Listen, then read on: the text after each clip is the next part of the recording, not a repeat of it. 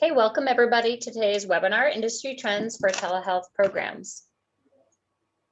I'm Carrie Souza. I'm with AMD Global Telemedicine, and today I'm joined by Danielle Louder, the Program Director for Northeast Telehealth Resource Center, and the Co-Director of Public Health Medical Care Development, as well as Michelle Hager, the Managing Partner of Blue Cirrus Consulting.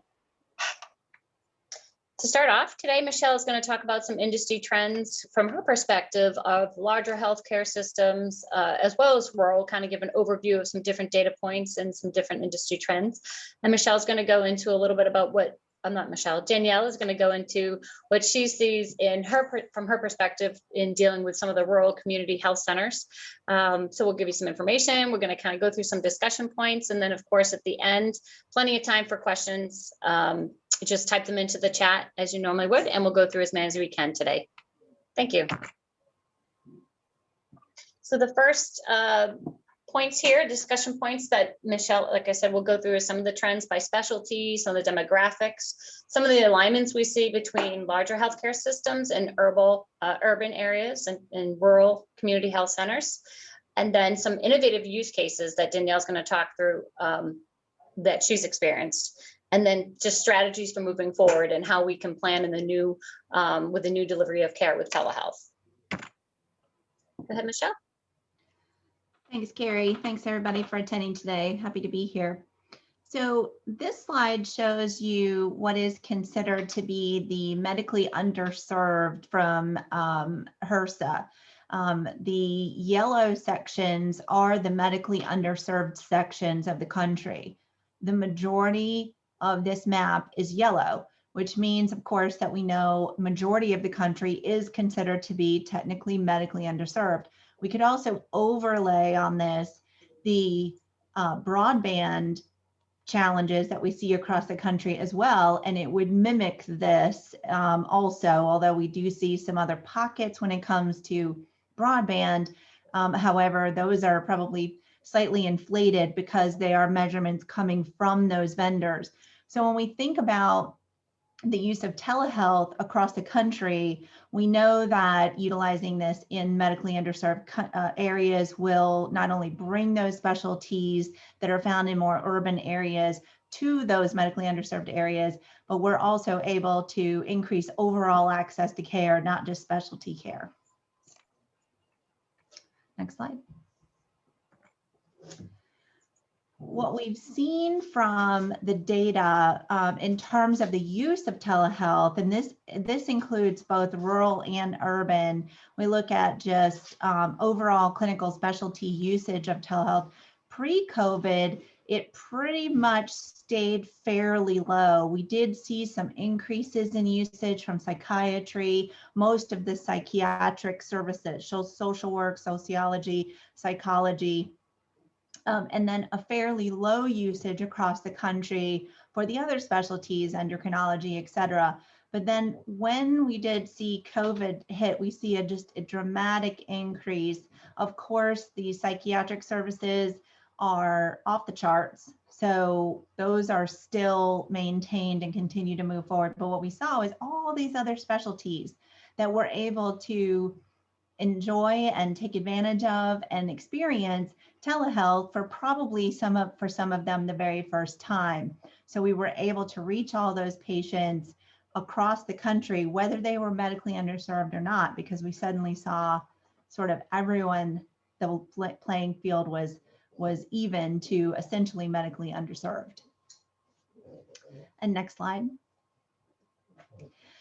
So this is a database that I like to use from fairhealthconsumer.org or Fairhealth claims data. They pull all of the claims data from, I think it's 31 billion some odd claims that they get throughout the nation.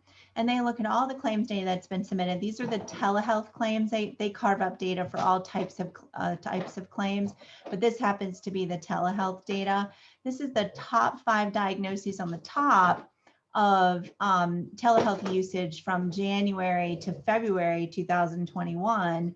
And then below that, we see from 19 to 20 and in the difference between 1 year. At the top, those top 5 diagnoses in January to February of this year were mental health conditions. Of course, steady drop with the other services, joint tissue, et cetera, and acute respiratory. So that kind of goes across the board. We saw some COVID in January. And then below that, we see the top 5 diagnoses from February 2019 to 2020. You can see still mental health conditions are high, but it's up over 50% in 2021. And then next on the list was those acute respiratory infections and diseases. So common colds, asthma, et cetera, things like that. And again, a drop off in 2019. So consistent with what we saw in 2021. So when we see overall claims and what people are utilizing telehealth for, regardless of which area they're in, urban or rural, although we know from the data that we see a lot of usage of telehealth in urban areas and extended out to rural areas, which would mean the claims would kind of be reversed. We still see a consistent usage in mental health services and in acute respiratory infections, those types of things. So this gives you a good picture of what we can see across the country. Next slide. From an urban-rural perspective, what's interesting here is from 2019 to 2020, and it holds true for 2021 as well, except for, of course, the massive increase during COVID. But we saw urban slightly up in 2019, not that much, but now in 2020, we see the numbers are exponentially higher in an urban area versus a rural area. So we know consistently that telehealth has been utilized more heavily in the urban area. But again, those claims might be unbalanced because we're providing services out to the rural areas. So they're actually receiving that those services, but we see that consistently urban is utilizing telehealth even more than rural. And I'll just put my plug in here. This gives you an idea of why parity of healthcare, parity of payment for telehealth is important, whether you're in a rural area or an urban area. And that's borne out in the claims data. That's a good point, Michelle. Thank you. Mm-hmm. So have you, given the changes that you mentioned and some of the big changes in the top 5 diagnoses, I mean, mental health was clearly the leader in both scenarios, but obviously some of the acute care conditions and things moved around. How have you seen that affect the strategies that healthcare organizations are putting in place? Are they kind of pivoting their strategies, changing them? How does it make a difference in what they're planning to do? What I'm seeing in the urban areas or in the larger health system space is where they might have been skeptical of utilizing telehealth in the behavioral health space. This has just cemented it for them. They know that this is a good usage. They've tried it, they see it. They've seen a lot of volume coming behind on the mental health side. Beyond that, we're also seeing organizations say, hold on a second, we got a good pilot during this COVID phase. We want to see how we should really do this. How should we really lay out a strategic plan? How should we really make sure that we're utilizing the right vendors? We're measuring the right things. So really stepping back for a second and saying, all right, we're out of that emergency moment. We're out of that, trauma that we need to immediately respond to. Now we need to get a little bit smarter about how we do this strategically. And I'm also seeing healthcare institutions being a lot more brave about telehealth. So I'm seeing organizations that we probably would have spent a lot of time talking to them about the benefits of telehealth tell me, I'm ready to start selling this to my local employers. And that's a big jump for organizations to do, but it's exciting to see that flip in the way people are thinking. I agree. I know we've seen a difference just from the technology perspective in having to educate people on telemedicine, telehealth. It's, obviously consumers are much more educated, but so are healthcare organizations. And so there's been a big shift in, you still have to educate them on how to do it or what they need to succeed, but you don't have to prove its value like you did before. Exactly. Danielle, do you have any perspectives that you've seen a change in some of the strategies just based on the different diagnoses and things that they're trying to treat? Sure. So certainly from a rural and underserved area, which we're federally funded to provide technical assistance and training primarily to those folks, although with the pandemic, the lines really have been washed away. And as Michelle said, everybody sees the clear need across many different use cases for telehealth. And now that it's less urgent, we are seeing people getting more strategic and stepping back and looking at their data. They know that they're looking to maybe to continue to do telehealth, but it's probably a hybrid model, right? So they still need their bricks and mortar for the office visits that they'll always have to do, but how do they incorporate virtual health moving forward? And maybe it's a 70-30 match, 70% in person, 30% virtual. And then as they go on and they use their needs assessment data that all the healthcare organizations are required to do anyway, where are our key touch points that are, high cost because we have limited access and there's exacerbation of disease because we can't get people in time, and we leverage telehealth to address that? Who are our folks who have transportation issues, and can we use telehealth to help them receive all the care that they need? So very, very similar, and they're getting innovative and they're thinking outside the box. And I'll talk a little bit more about that. So I'll stop there. But yeah, it's an exciting time. Thank you. And not to talk too much about policy today, but given the current policy landscape, how can healthcare organizations use it to their advantage? Obviously, that we know where things stand, but we don't know what's in the future. And so, what's the best way to really leverage kind of the status of that and how they can really move forward, not knowing kind of what's coming, what's going to change and what's going to pass? And I'll say from my perspective, we've always preached this, but what we're even preaching even more now is you got to look at this as a strategic decision. There will be some changes to law. We don't have a crystal ball. So we know that we need to look at revenue generation opportunities. Certainly we need to look at cost avoidance, and we need to look at cost reduction overall. And if we're in a value-based payer scenario, or we have an ability to look at employees, for example, and how you might treat your employees, then that's a great place to start as a test case per se.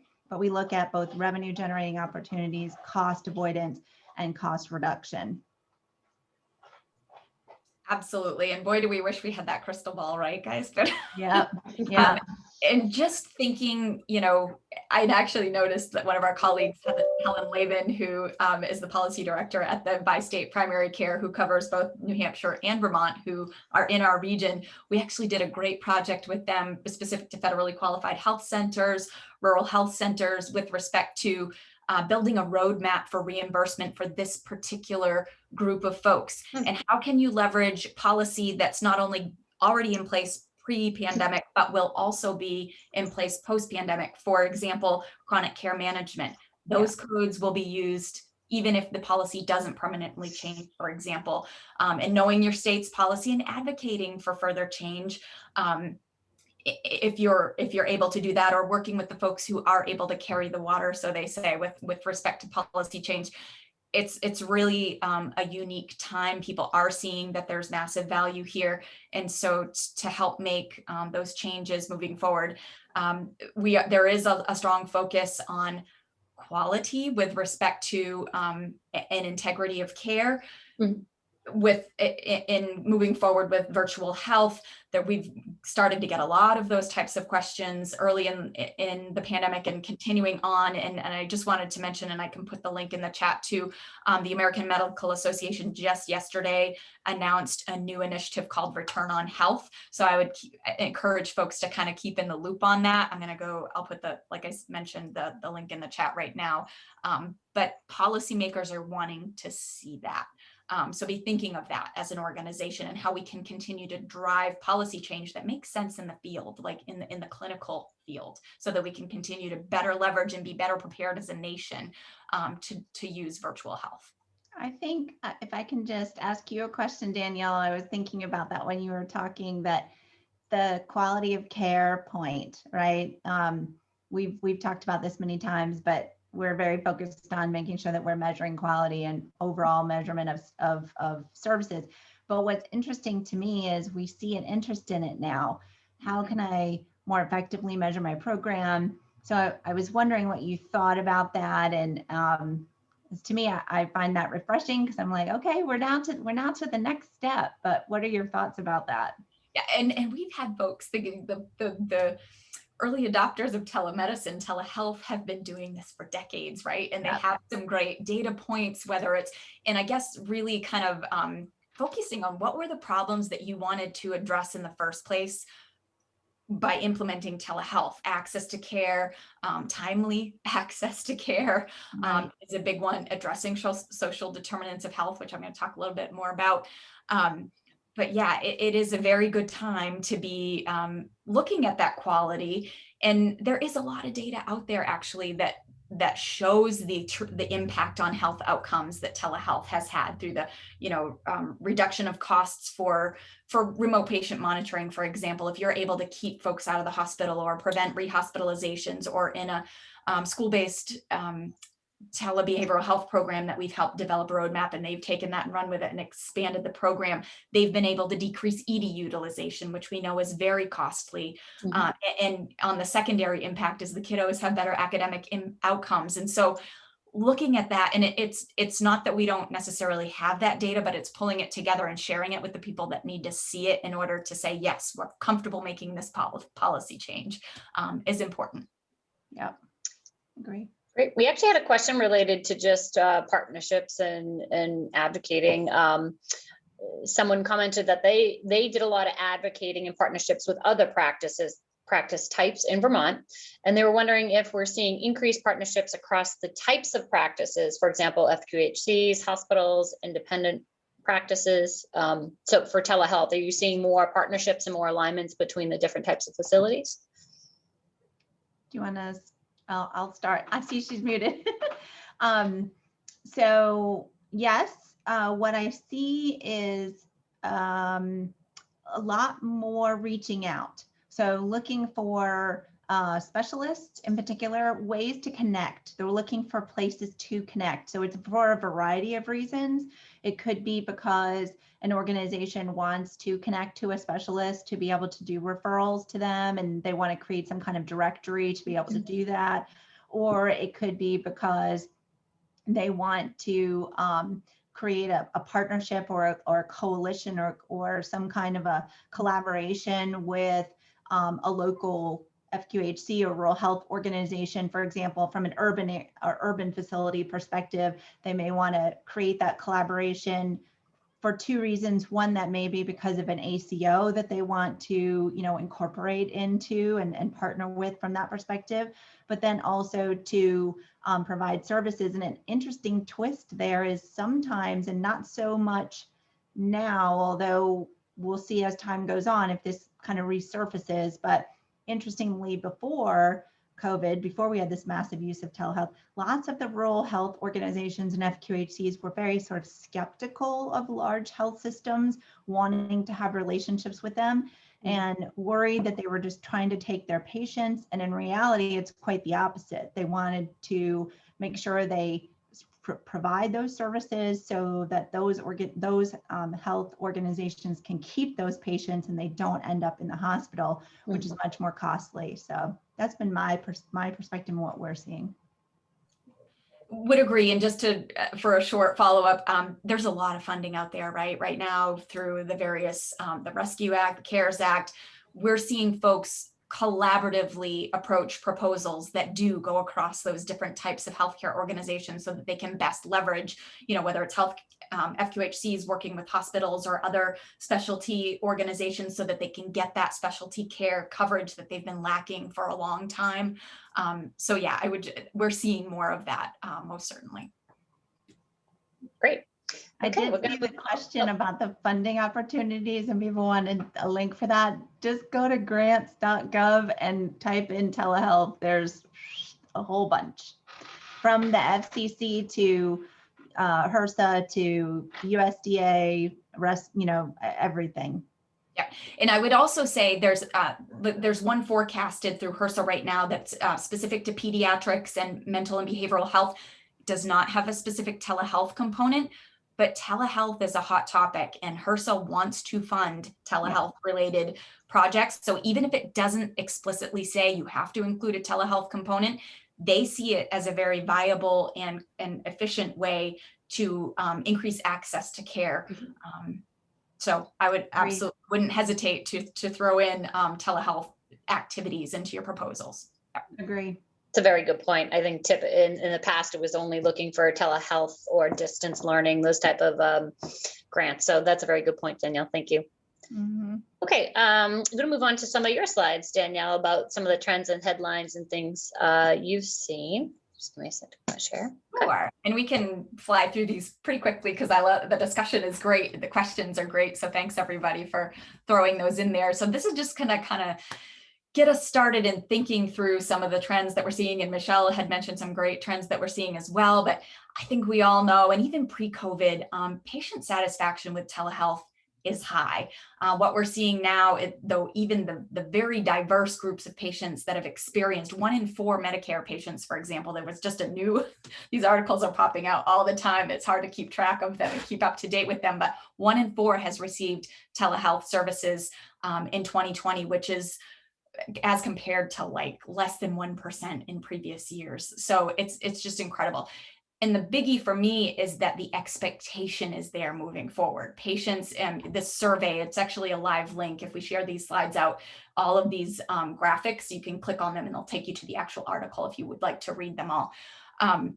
The expectation is there that virtual health is and virtual care is going to continue to be part of the options that patients and consumers have moving forward. We have seen, which has been concerning, the digital divide is a real issue, particularly for rural and underserved populations, whether it's lack of access to connectivity because it's just not there, or lack of the resources, the monetary resources to get, smart devices, et cetera. And it created some real issues. Fortunately, states and Medicare responded very quickly. The current public health emergency policy allows for audio only, and it has truly been a lifesaver. And healthcare organizations are getting very innovative in how they're tackling those rural health disparities. For example, addressing social determinants of health.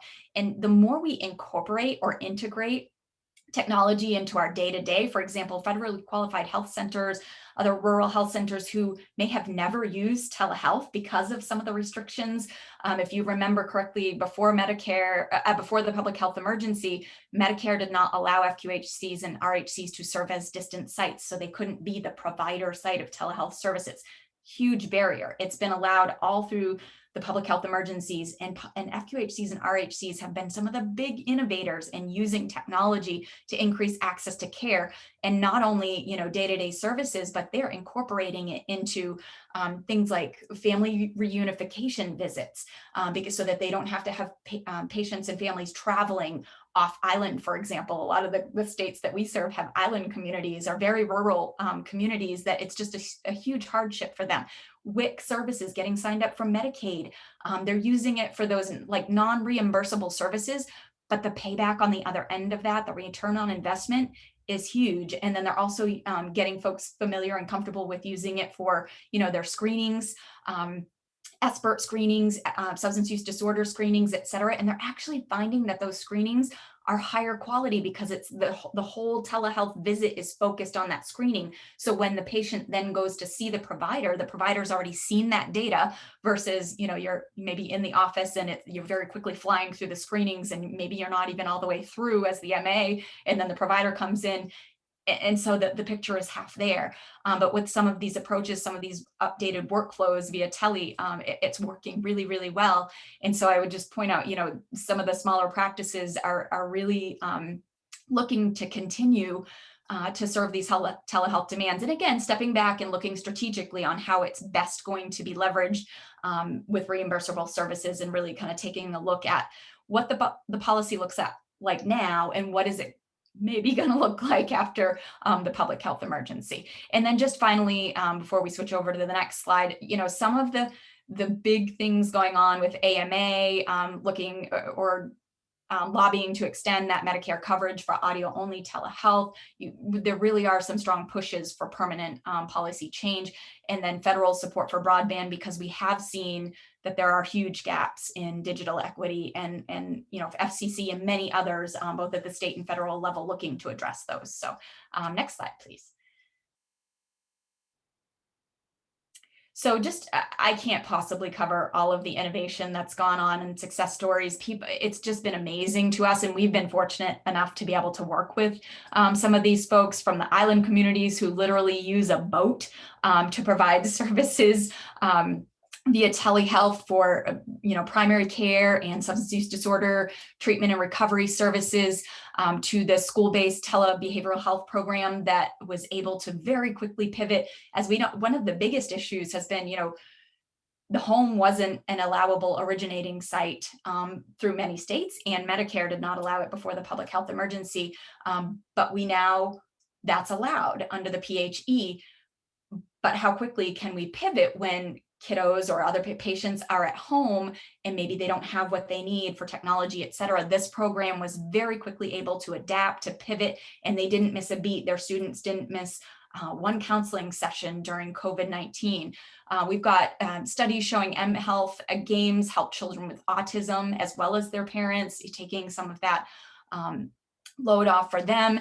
The Pequot Nation in Connecticut, which we've had a chance to connect with this awesome team, has shown very promising diabetes results with telehealth. Talk about outcomes and showing the return on investment for telehealth programs. That's an amazing example. Using telehealth services to improve sleep.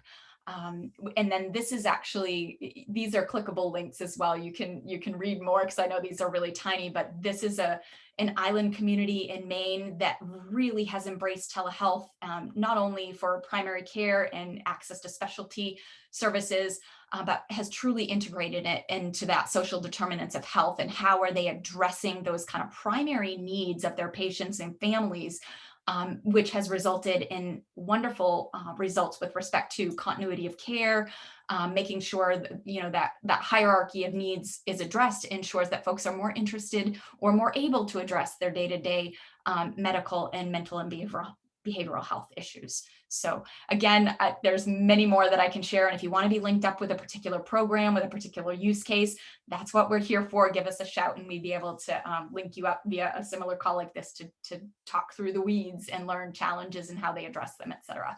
And we have more telehealth success stories on our website. Next slide, please, Carrie. We've talked about several of these, so I really don't think I'll spend a whole lot of time here, other than the public health emergency has blown the door open with respect to telehealth utilization and allowance of utilization, with looking at the geographic limits going away, the site limitations going away, the patient home being an eligible site, for example, schools, et cetera. The number of services has greatly increased for Medicare.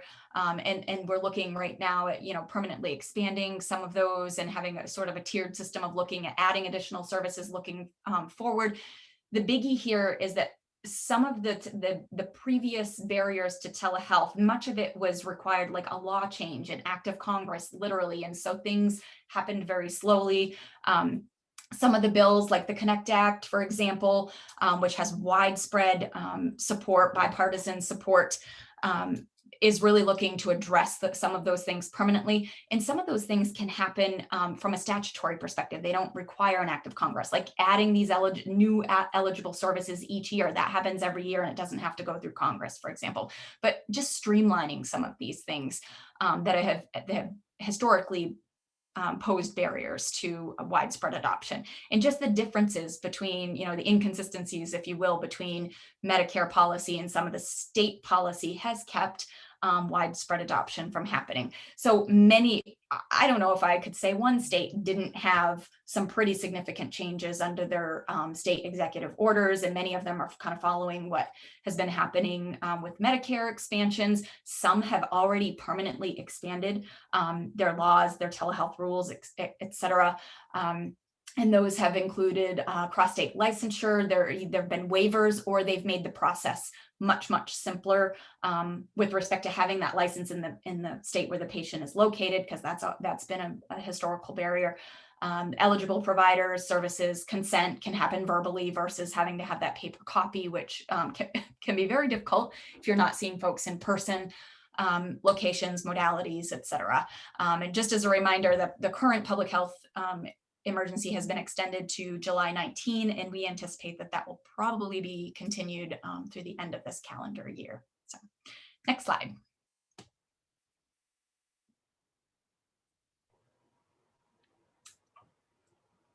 So already talked about how some states have permanently expanded their telehealth policies, and this really has been an eye-opener and a great opportunity for folks to see, wow, there are many innovative use cases that we haven't thought of. These services really, as Michelle was mentioning, they can be provided, and they can be provided well at the same standard of care as in person.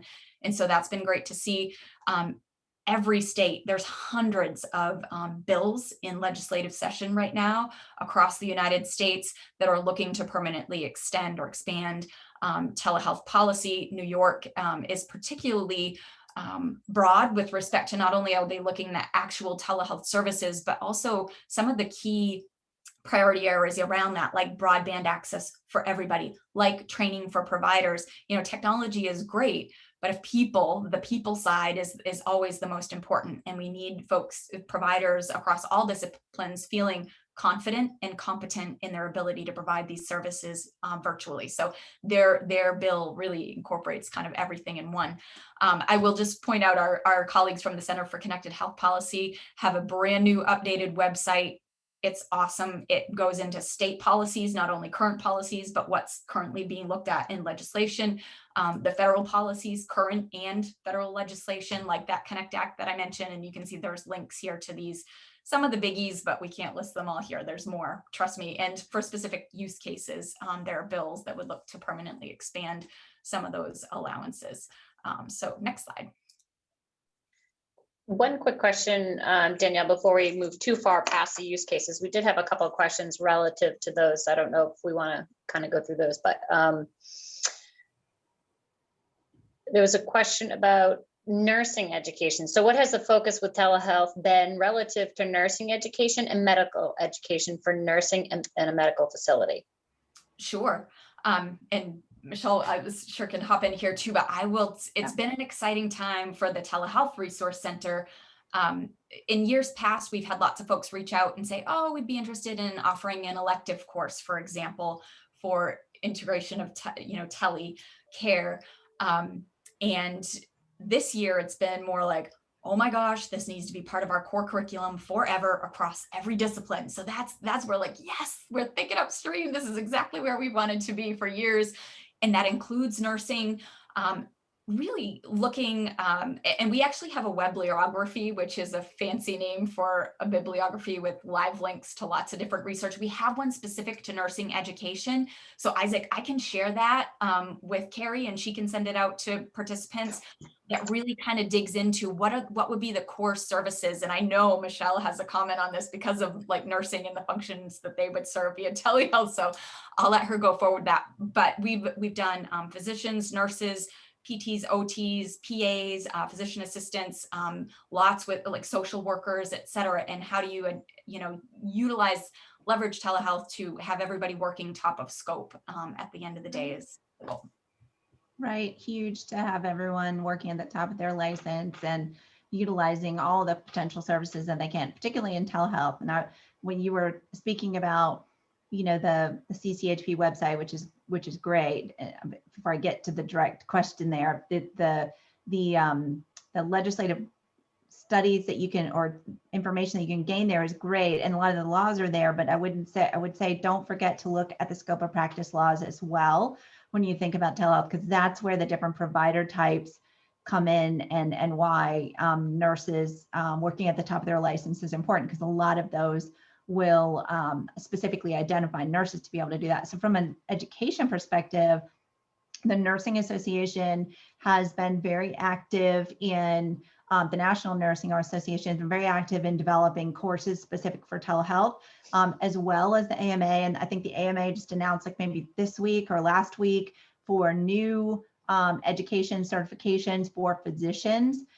In addition, individual universities are also defining education. So I know we've specifically worked with Old Dominion University, Jefferson Health on their programs, as well as Cornell Medical University, medical school. So lots of universities are incorporating that into their curriculum. Old Dominion in particular is putting that into an interdisciplinary program. So how do clinicians work together in a telehealth environment, so that we're not necessarily looking at it as just patient referral between physicians, but we're looking at it as a collaborative tool to work between specialties and also provider types. I would say, in addition to that, we also see the American Telemedicine Association, Avera Health, and one other group combining together to create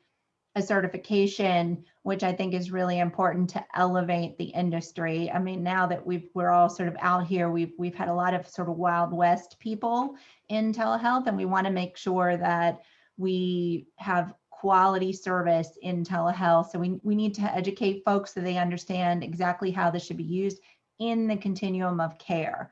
And you mentioned earlier, Danielle, the kind of drop, from maybe it's a 70-30 as part of the, service types, have 30% telehealth, 70% face-to-face. So how do you incorporate that as part of the total continuum of care? Great. Okay, let me just, I know, Danielle, you had a few more slides, so let me just bump back to those real quick. And then there's some questions that are coming in. We will try to address those at the end. So yeah, I think it may be just, hopefully there's just one more, or it's a quick fly through. Yeah, we can advance past this one. I already covered this one. And we've talked through a lot of this already. Business as usual, is it going to return? Not likely. Seema Verma said it several months ago, the genie is out of the bottle with respect to telehealth. Now it's more, again, stepping back, looking at our data, thinking strategically, how are we going to meet the needs of patients, consumers, providers, health systems, and be well prepared to leverage technology moving forward. That whole, catching up with patients who have delayed care, well, child visits, vaccinations. I'm starting to, we're getting the feeling that folks are feeling a little bit more caught up on that in some respects, with the COVID numbers going down, but then, they've been up and down. So how do we continue to leverage telehealth to do that where we can, so that we can prioritize getting the folks into the office that need to come into the office for various reasons. That planning for quality telehealth, I think we've said enough there. Will patients expect telehealth going forward? Absolutely. Absolutely. And what is that right balance of virtual and in-person care? But we did a massive telemedicine hack series earlier on in the pandemic, actually over last summer of 2020, with HHS, the US HHS and ASPR, which is emergency response, and thousands of folks participated in that. It was a great series, but 74% of them agreed that implementing video-based telemedicine is critical for the long-term financial solvency of their practice, their organization. So very, very important, I think, for all of us to recognize and to help promote that moving forward. So next slide, please. Just a little plug. We are actually looking to go back to our traditional in-person event. For those of you who are familiar with the NETRC, we always hold an annual conference for our region, which covers all of New England, New York, and New Jersey. And we always, if you're outside our region and you want to come, have at it. But we're going to be in Manchester, New Hampshire this year, September 23rd and 24th, of course, following whatever COVID-19 protocols. Maybe it'll be in the rear view, but we're also realistic. So our agenda is in the works. We're finalizing keynotes and things like that. Our breakout sessions, we always invite innovators and success stories from the region and elsewhere to submit proposals to do our breakout sessions. So please do that if you're interested. And then we're open for registration at the conference link down at the bottom there. And I think that's my last slide, and we can hop back to some of our questions. Great, thanks, Danielle. Yeah. and Michelle. Couple more questions on, I know you talked about moving forward and what you guys see kind of happening in the future, but is there a change to kind of as you see it, is there a change to some of the key indicators of determining success of telehealth now compared to before? How has this changed? Factors of success, I think, again, you go back to what are the key issues or problems that you wanted to address with telehealth in the beginning. Today's issues are different with respect to, serving all of our patient populations with the digital divide, digital literacy. So even if folks do have access to technology, do they know how to safely use it, for example? And so it's backfilling and leveraging some of the resources that are out there. We know, healthcare providers and organizations don't necessarily have the time or capacity to do that patient education, but there are awesome resources out there. Reach out to us if you have questions, like the National Digital Equity Center, telehealth for seniors. There's some awesome resources out there. So addressing those types of things that weren't necessarily, are people willing and able to use it, I guess, is one of the biggies. But Michelle, I don't know if you want to add to that. Yeah, my addition would be, I think people looked at it as convenience care before COVID. Really, how do I either get more specialists because I don't have them? So they weren't necessarily willing to do telehealth. They were willing to receive telehealth as a provider, for example. In other words, to get a dermatologist if they didn't have a dermatologist. And then the focus was more on, oh, this is a patient convenience item and we can incorporate this into our patient experience kind of model.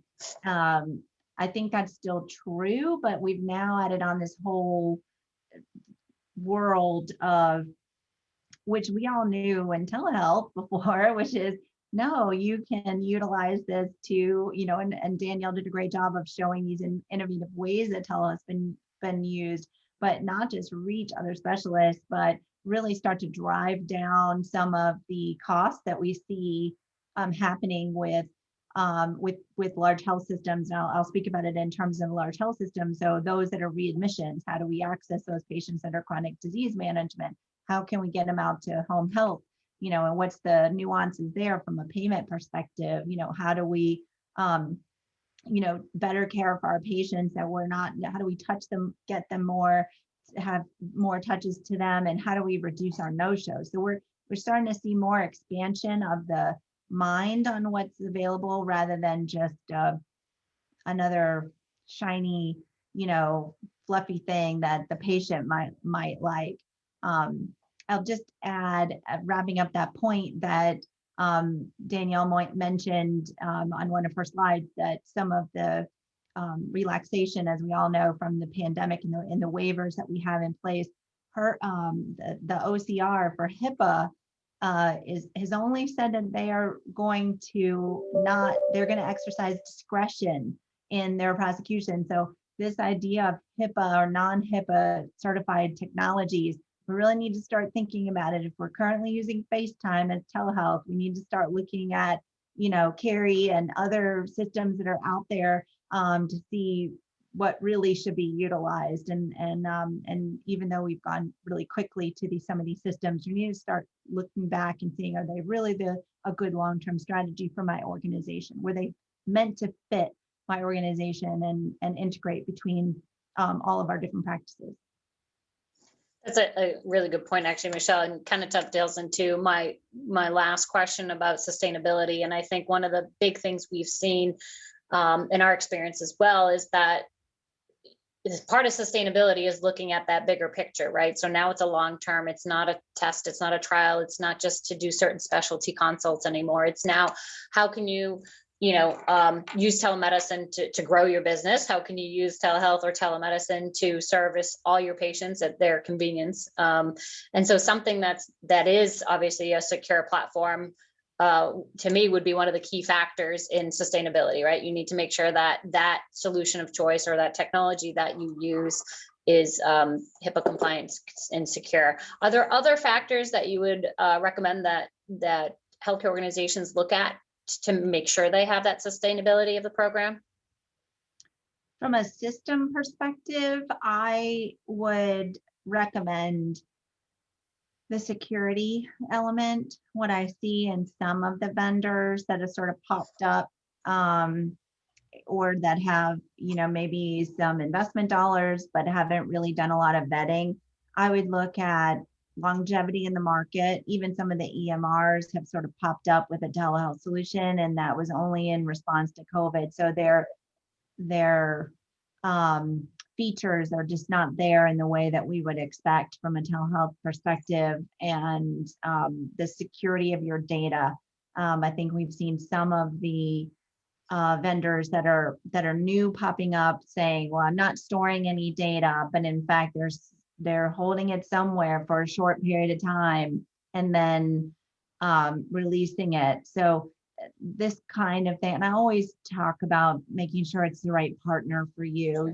There's of course, big name vendors, and they might be the right partner for you, but really investigate them and determine are they going to do what's right for you, because organizations are different. They operate differently. Physicians operate differently. So take the time to investigate.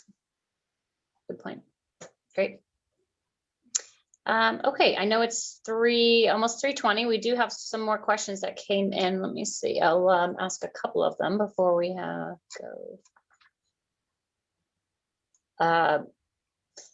Actually, I think you touched on it a little bit, Danielle, of using telehealth to get everybody caught up, and especially pediatrics, right, on all their missed appointments. I know both my children, I would consider them the average children. They don't have a lot of specialty needs, but there was definitely some setback in all their appointments, I know from my own experience. And so trying to play catch up and work that into your own work schedule and juggle all that's quite a bit of work for parents. But are you seeing telehealth now being used to help improve, those daily visits, which I think you did mention and touch on, but somebody had a question more specifically about immunization rates for children. So have you seen that, go down or go up? Are they using it for that? I know we have a customer that I think they use telehealth in a certain aspect to help deliver the immunization or to go out to sites to do it, just to do that consult. But I don't know if you've got. So it's kind of like surgical.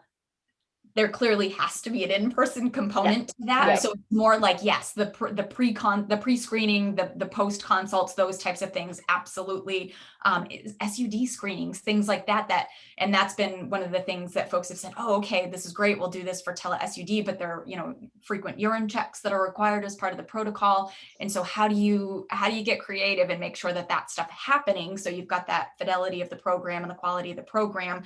Like with vaccinations too. Yeah. What can you do to streamline that process? And obviously still the child has to come into the office to get that vaccination. Yeah. I find people that is a deterrent sometimes for telehealth, that they'll say, well, they already have to come in for a lab, so I'm not going to do a telehealth visit because they have to come in for a lab.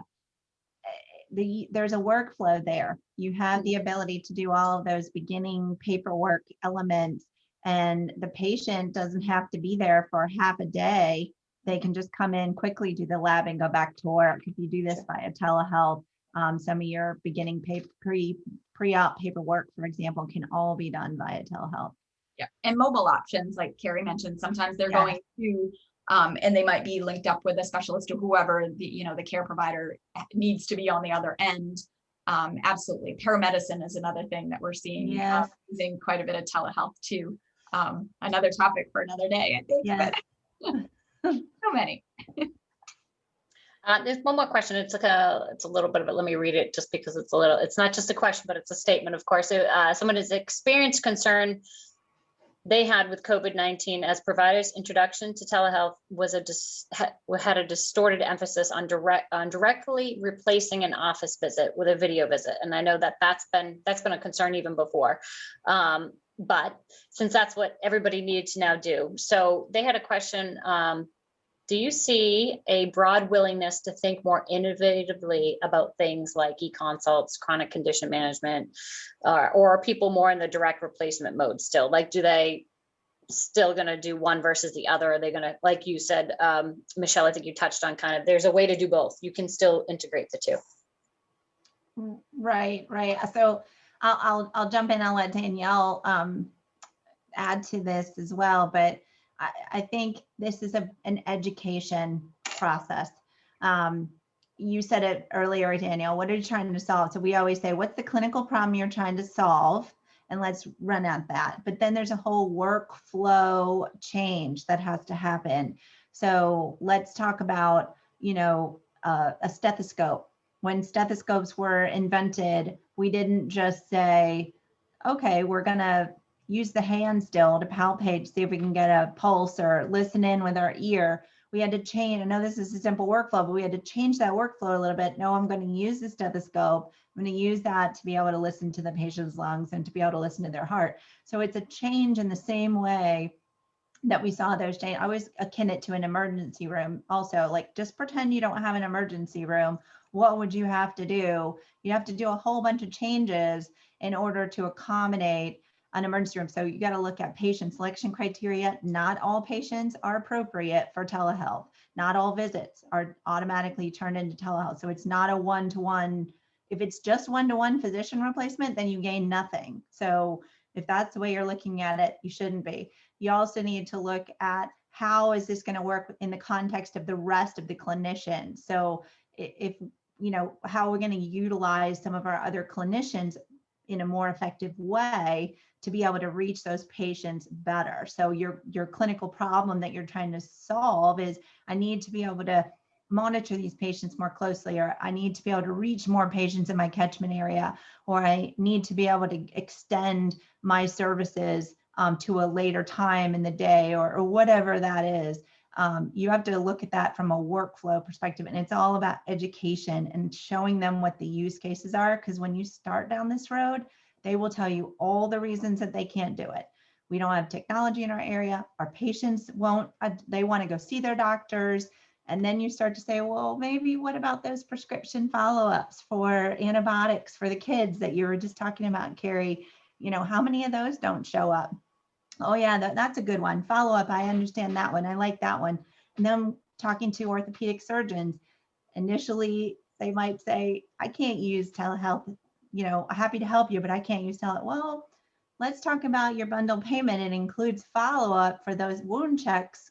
What do you think about using? Oh, that might be a good. So you have to just talk about the use cases and educate them. And where are their pain points? Yeah, where are their pain points? And if you could show them how, telehealth could be used to address some of those, and protocolizing things like Michelle is saying, we sat down with a number of individual clinics, and they're like, man, we've been doing those screenings via phone forever, and we're billing for them. So if you could do it via telehealth, and you've got it systematized, and some of the service that can actually be done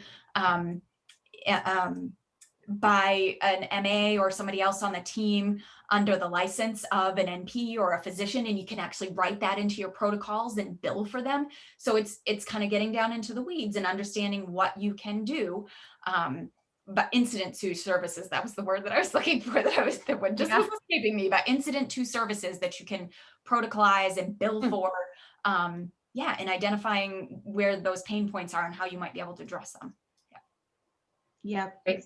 Thank you. I think another key factor is workflow too. And I know you touched on it. I think the pushback from providers could be another thing to learn, another thing like EMRs and overwhelming. And so per your point, Michelle, finding the right fit for your providers and your staff to make sure that they're going to use it, they're going to own it. And obviously the patient experience side, but also the provider side, because they have to be comfortable with using it, and it has to feel easy, and it has to feel kind of seamless, I think, for them, for sure.